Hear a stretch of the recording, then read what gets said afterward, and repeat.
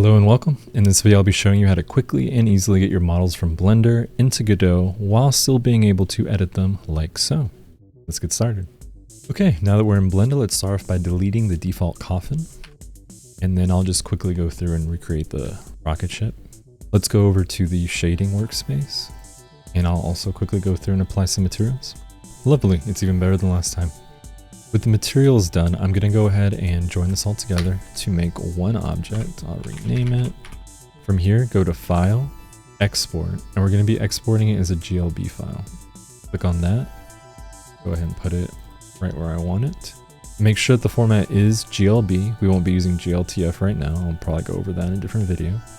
Include limit to selected objects. Under Transform, make sure +Y is up. It may be useful for you, if you're not following along, to go under Mesh and have Apply Modifiers checked, or you can apply them manually. Under Material, make sure that Materials is set to Export, and Images can be whatever you need it to be, but I'll just leave it as automatic. Image Quality at 75 is fine for now. If you're a real stickler for it, set it to 100. And we won't be needing any animation right now, but we will be using this in a future video. With that set up, you can go ahead and click on Export GLTF 2.0. Okay, now we're in Godot, have a brand new scene. Let's go ahead and get a Node 3D up. Now there's a couple of ways to do this, so I'll show you them really quickly. You can just click and drag on the GLB file and put it out. You can also instantiate it as a child scene. That'll also do it. The slower way that some people like to do is just double click on this and then go down to the mesh. For save to file, click on enabled, set a path to that. Let's do test rocket ship. Save that.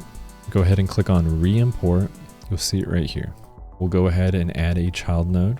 This needs to be a mesh instance 3D as well. From here with that mesh, you can just put that over there like that. Or if we clear it out, you can quick load it in like that.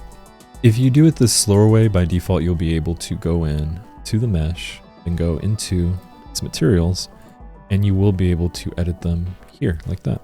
But if you did it the other way, this will be locked. So let's start over. Let's say you just dragged it in and then you look over and you notice, oh no, I can't change anything. My day is ruined. Not so, viewer. What you have to do is right click on this and then click on Editable Children. There it is.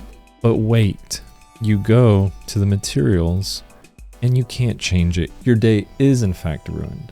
No, not so, viewer. Go over here and then click on Make Unique. And then you'll click on Save As. In your 3D models, do definitely a rocket ship. Let's save it. And there we go. Now you'll find when you go into your materials, you can in fact edit it however you please. And now we're done. If you have any questions, feel free to leave me a comment. I will get back to them. I'll reply to 100% of my comments just for you. In the next video, I think I'll be going over how to actually create these individual materials. That way you can get a little bit more control over them. Thank you for watching. Goodbye.